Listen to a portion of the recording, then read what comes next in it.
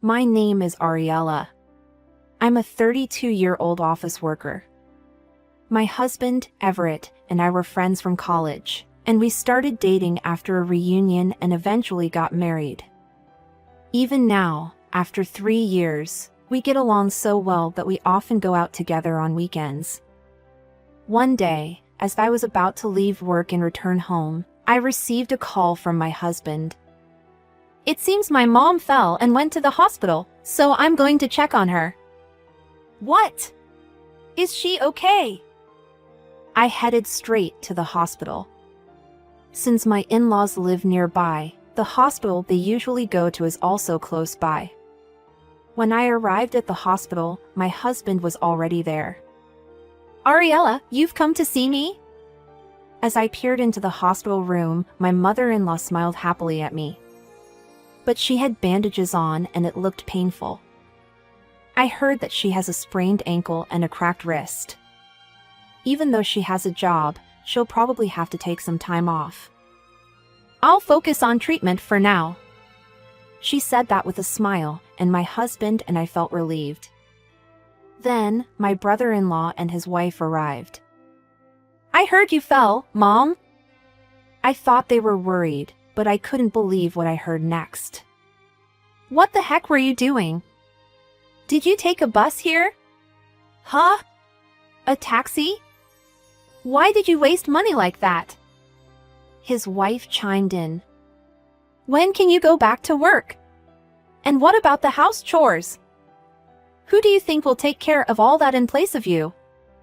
My brother-in-law and his wife have a grade school-aged son and live with my mother-in-law. According to my husband, because they wanted to save money for buying their own home in the future.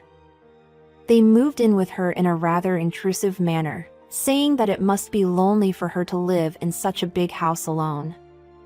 My mother-in-law works until the evening, and when she comes home, she cooks meals for my brother-in-law's family and takes care of most of the housework. She even looks after their grade school-aged son. She has a naturally caring personality and can't leave people in need, so it seems this situation is unavoidable for her. However, my husband says that we shouldn't stick our nose into it, because we don't know anything like living expenses and such.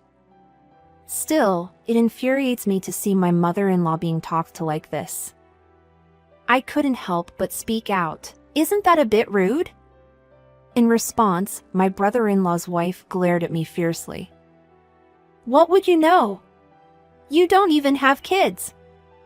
It's already tough enough taking care of children, and now I have to take care of my mother-in-law too." I wanted to argue back, but my mother-in-law immediately stopped me. "Thank you for coming today, Ariella.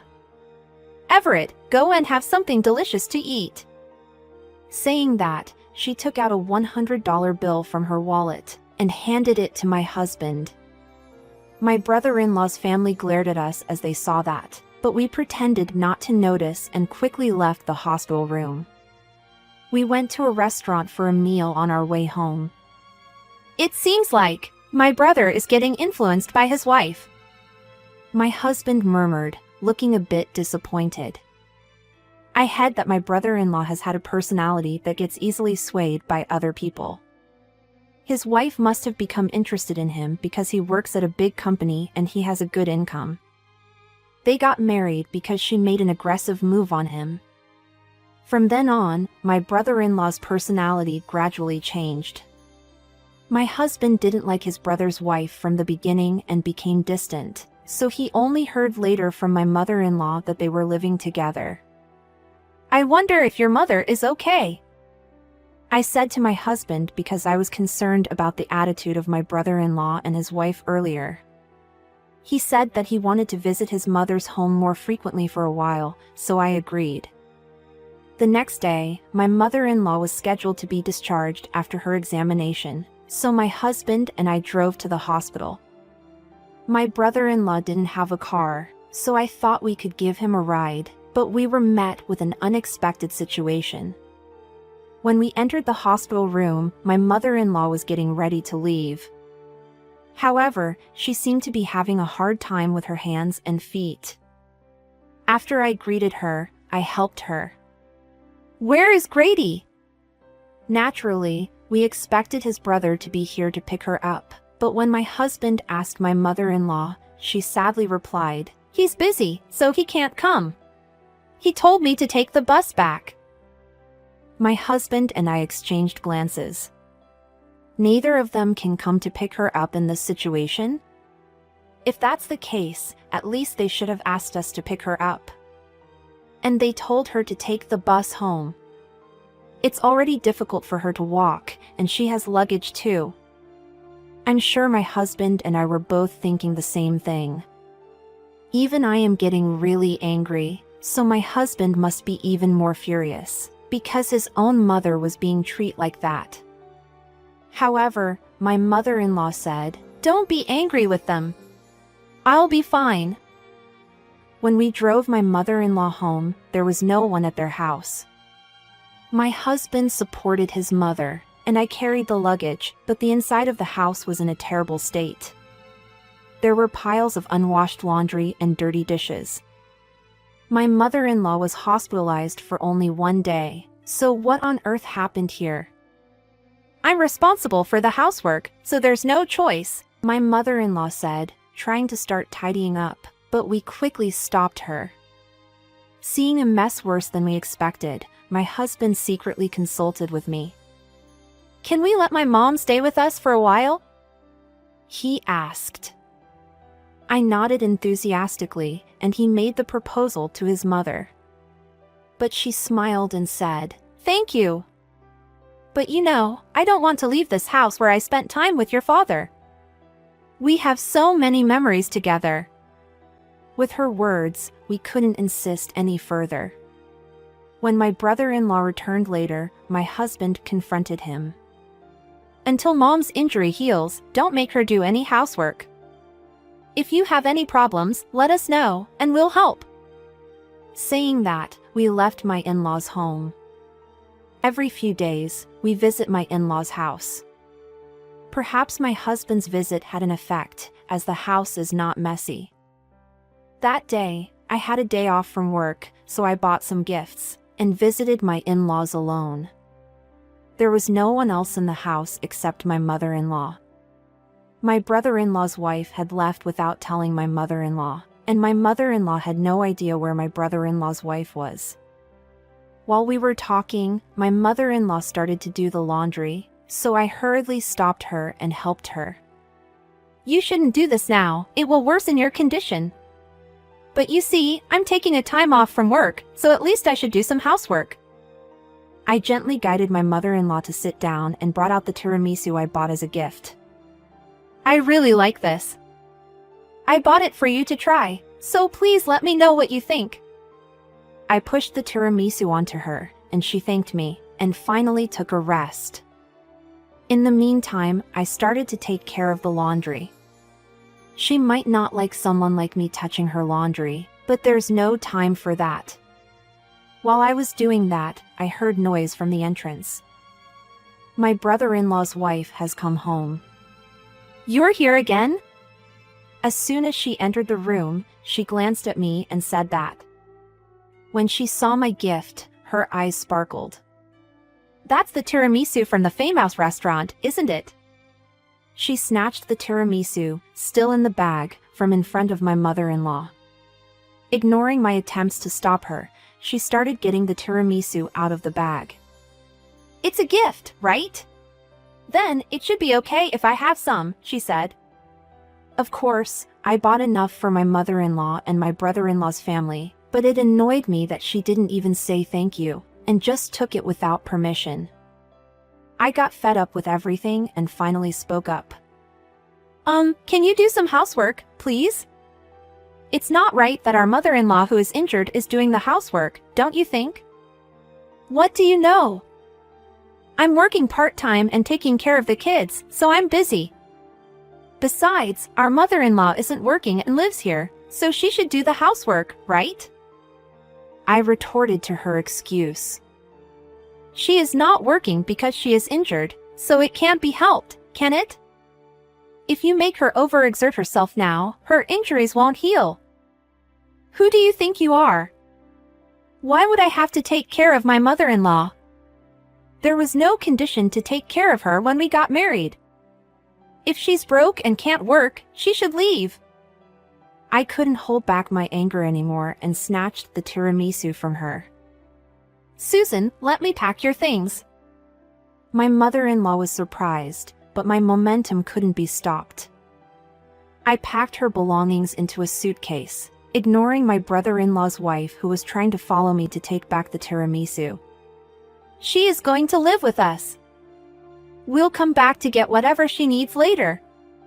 Saying that, I put my mother-in-law in the car and returned home. Since I have decided on my own, I sent an email to my husband explaining what had happened. I made my mother-in-law sit down and I said this to make it clear to her. Susan, I don't like it when someone else touches the things in my house. So please don't do any cleaning, laundry, or cooking, okay? My mother-in-law has been in shock, but perhaps she has finally calmed down. She thanked me, almost on the verge of tears. Just then, my husband came home from work. Ariella! I'm sorry, what happened? Hastily entering the room, my husband looked puzzled. I tried to explain, but my mother-in-law explained it for me. I'm sorry, Everett. Ariella was worried about me and brought me here. My husband called my brother-in-law. Apparently, my brother-in-law's wife told my brother-in-law like this. Ariella and your mother bullied me, and your mother left on her own. She's still playing the victim at this point.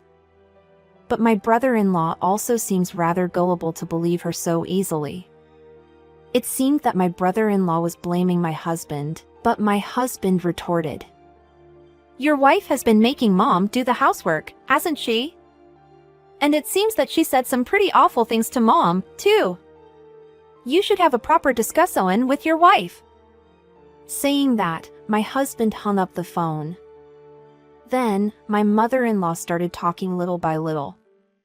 They suddenly said that they wanted to live with me because they were worried about me being alone. I refused, but they moved in anyway, and told me that if I didn't want to live with them, I should rent an apartment for myself. My daughter-in-law said if I didn't live with them, they'd get divorced, and I felt bad for your brother.